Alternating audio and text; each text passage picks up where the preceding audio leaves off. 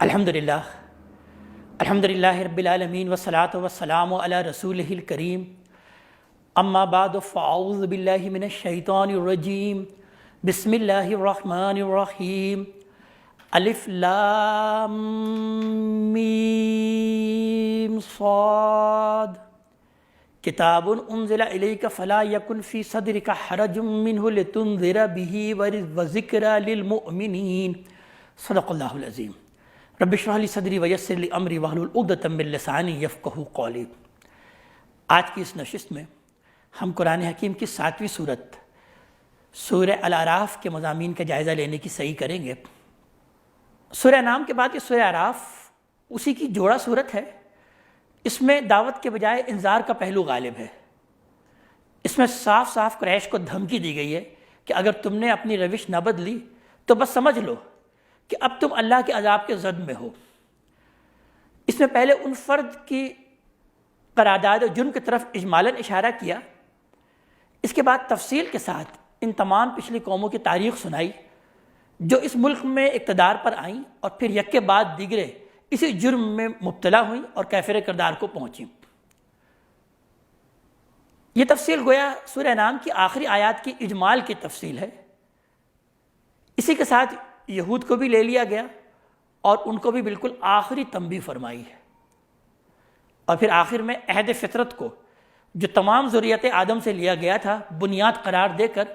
انذار کے مضمون کو اس کے آخری نتائج تک پہنچا دیا۔ چنانچہ ہم دیکھتے ہیں کہ اس کی آیت نمبر 1 سے لے کے 10 تک جو پہلا رکوع ہے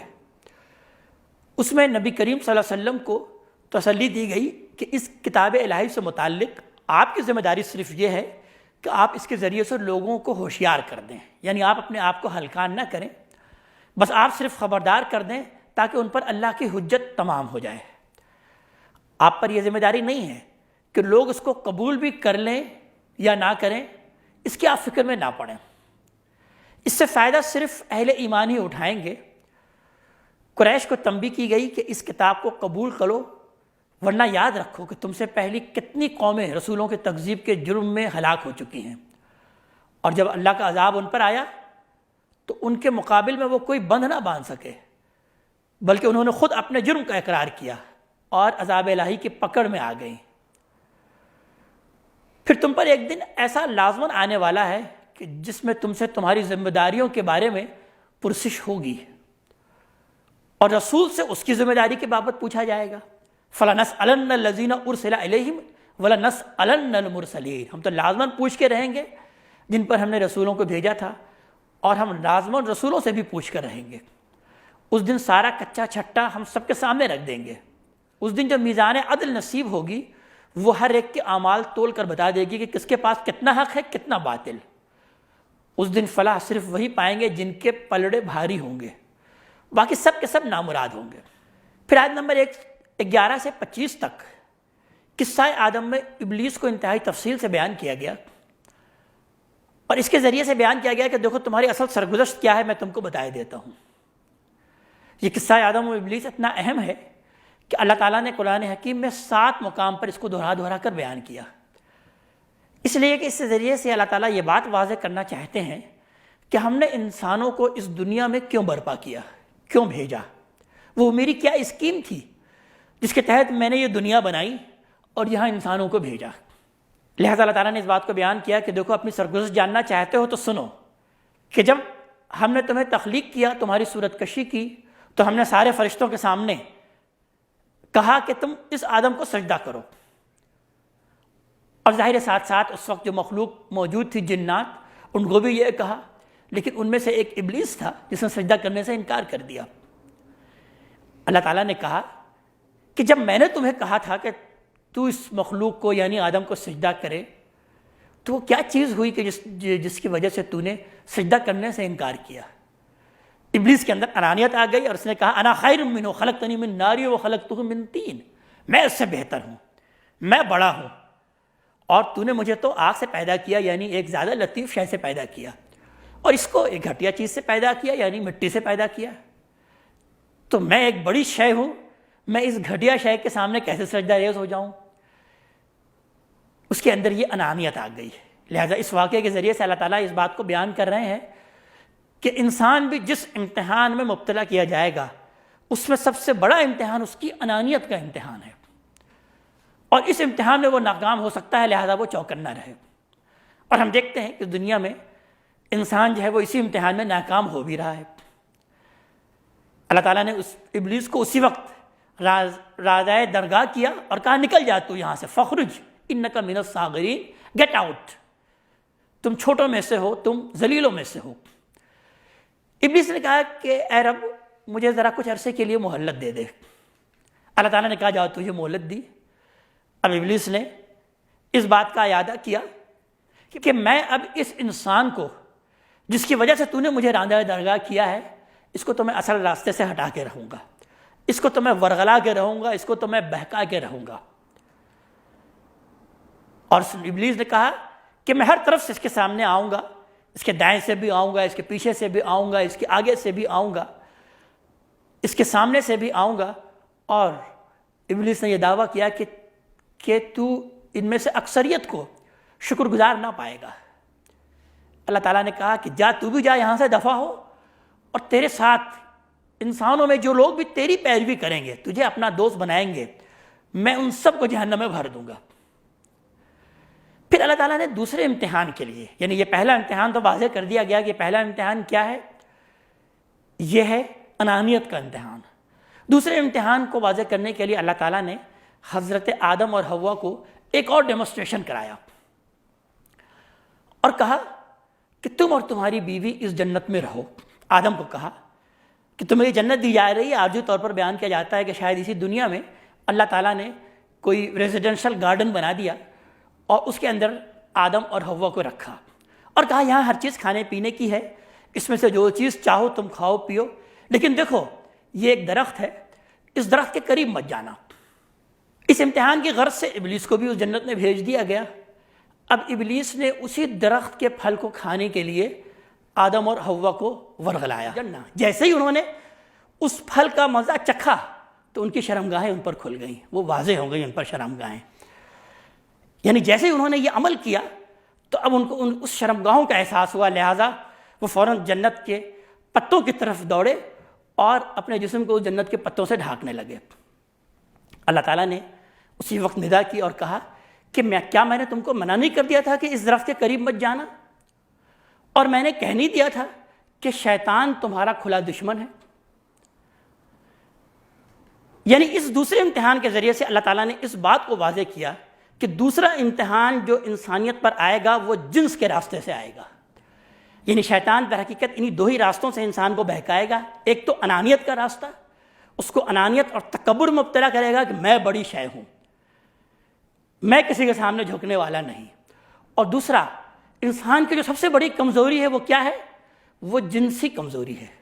لہذا وہ اس جنس کے راستے سے انسان کو بہکائے گا۔ یہ دوسرا بڑا امتحان ہے جس میں تم ڈالے جاؤ گے۔ اس امتحان میں آدم علیہ السلام اور حضرت اماں حوا جب شیطان کے بہکاوے میں آ گئے تو فوراً ان کو احساس بھی ہو گیا کہ یہ ہم نے کیا غلط کیا، یہ ہم نے کیا کر لیا جب اللہ تعالیٰ نے ہمیں اس کام سے منع کیا تھا۔ لیکن انسانیت یہ ہے کہ وہ فوراً جب کوئی غلطی کرے تو فوراً رجوع کرے، لہٰذا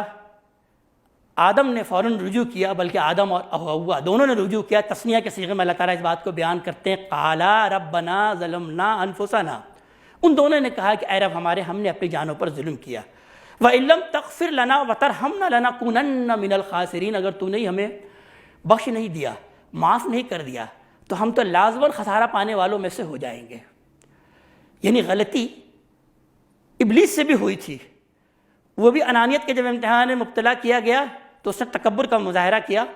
اور وہ جھکا نہیں، اس نے کہا میں بہتر ہوں، انا خیر منہ۔ لیکن آدمیت کیا ہے، انسانیت کیا ہے کہ انسان سے جب غلطی ہو جائے تو وہ فوراً سجدہ ریز ہو جائے، فوراً اللہ تعالیٰ سے معافی مانگے۔ یعنی اللہ تعالیٰ اس بات کے ذریعے سے اس بات کو بیان کر رہے ہیں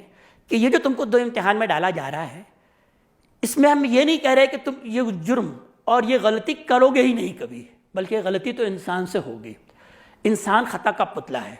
وہ جذبات کے رو میں بہہ کر بڑے بڑے گناہ بھی کر سکتا ہے، لیکن آدمیت یہ ہے کہ وہ پھر وہ اس گناہ میں پڑا نہ رہے، اکڑ کا مظاہرہ نہ کرے، اس کی تعویل نہ پیش کرے کہ نہیں میں نے یہ گناہ جو کیا ہے وہ تو اس وجہ سے کیا، بلکہ فوراً اللہ تعالیٰ کے سامنے جھک جائے اور سربہ سجود ہو جائے اور اللہ تعالیٰ سے معافی طلب کرے کہ اے رب ہمارے یہ مجھ سے غلطی ہو گئی، تو نے اگر ہمیں بخش نہ دیا تو ہم تو واقعی بڑے خسارہ پانے والوں میں سے ہو جائیں گے۔ تو اللہ تعالیٰ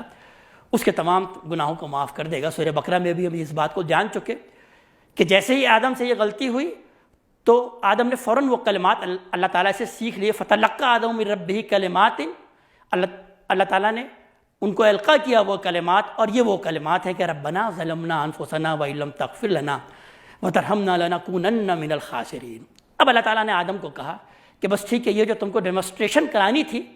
وہ ہو گئی، تم کو بتا دیا گیا کہ تم دنیا میں بھیجے جا رہے ہو اور تم کس طرح کے امتحان میں مبتلا کیے جاؤ گے، اب جاؤ، اہبطوا بعضکم لبعض عدو، اب جاؤ اترو اس جنت سے، اب زمین میں تمہارا ٹھکانہ ہے، لیکن جان لو زمین میں تم آپس میں ایک دوسرے کے دشمن ہو، یعنی تم اور شیطان، تمہارے درمیان جو تعلق کیا ہوگا وہ دشمنی کا تعلق ہے، ہمیشہ تم اس ابلیس کو اپنا دشمن سمجھو گے تو پھر اس امتحان میں کامیاب ہوگے۔ اللہ تعالیٰ نے بیان کیا کہ پھر اب تم کو اسی دنیا ہی میں اب رہنا ہے، جاؤ فیہا تحیون وفیہا تموتون ومنہا تخرجون، اسی میں تم اب جیو گے، اسی میں تم اب مرو گے، اور اسی میں سے اب ہم تم کو اٹھائیں گے۔ اس کے بعد پھر آیت نمبر 26 سے 30 تک یہ تذکیر کی گئی کہ تم نے آدم کی اولاد ہو کر شیطان کی اس دشمنی کو یاد نہ رکھا، یعنی بنی آدم کو یہ یاد دہانی کرائی گئی کہ تم کو بتایا گیا تھا کہ شیطان تمہارا برا دشمن ہے، بہت بڑا دشمن ہے، لیکن تم نے اس بات کو یاد نہ رکھا۔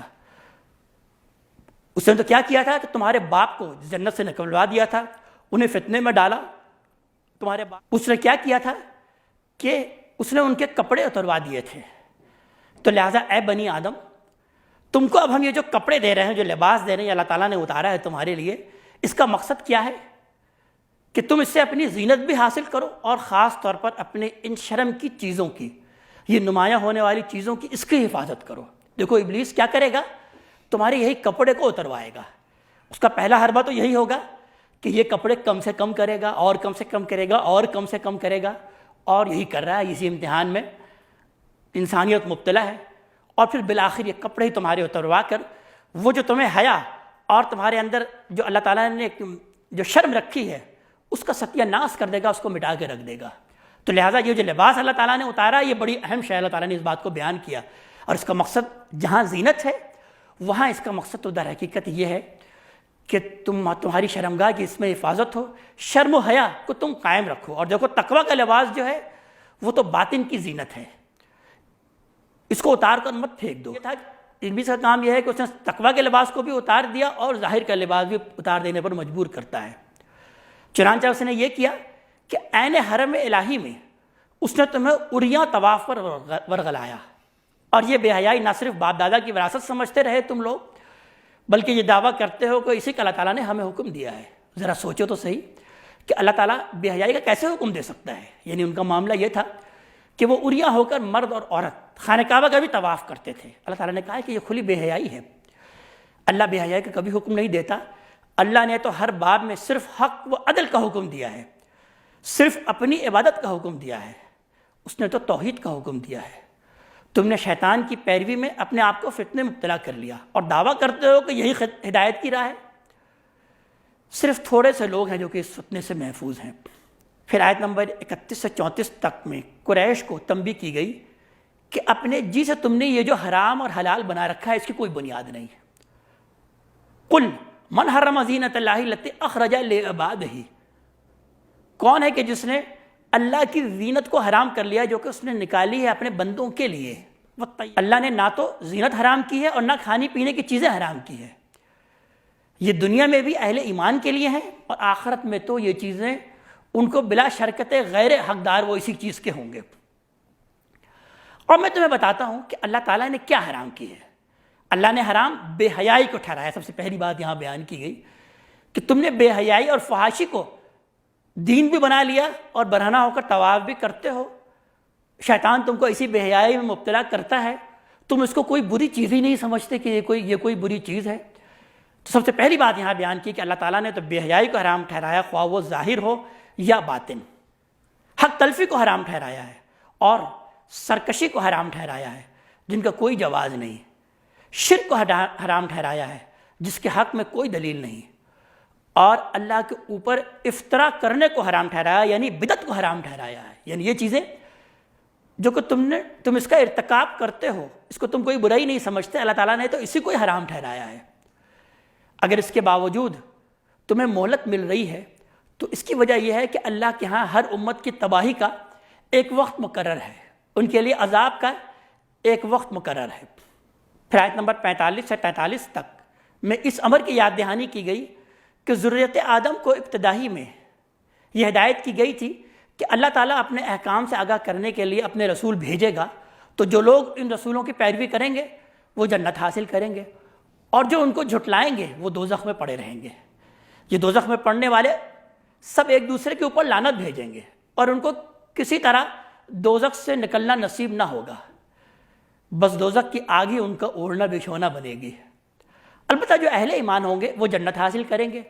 اور وہ باہم ایک دوسرے کی ملاقات سے مسرور اور اللہ کی بخشی ہوئی نعمتوں پر شکر گزار ہوں گے۔ وہ اعتراف کریں گے کہ یہ ہمیں جو کچھ اللہ نے بخشا ہے اپنے رسولوں کی پیروی کے طفیل بخشا ہے، رسولوں نے جو کچھ فرمایا سب حرف بحرف سچ ثابت ہوا۔ آیت نمبر 44 سے 43 تک میں اہل جنت کا اہل دوزخ سے خطاب بیان کیا گیا کہ ہم سے تو ہمارے رب نے جو وعدے فرمائے تھے وہ سب حرف بحرف پورے ہوئے،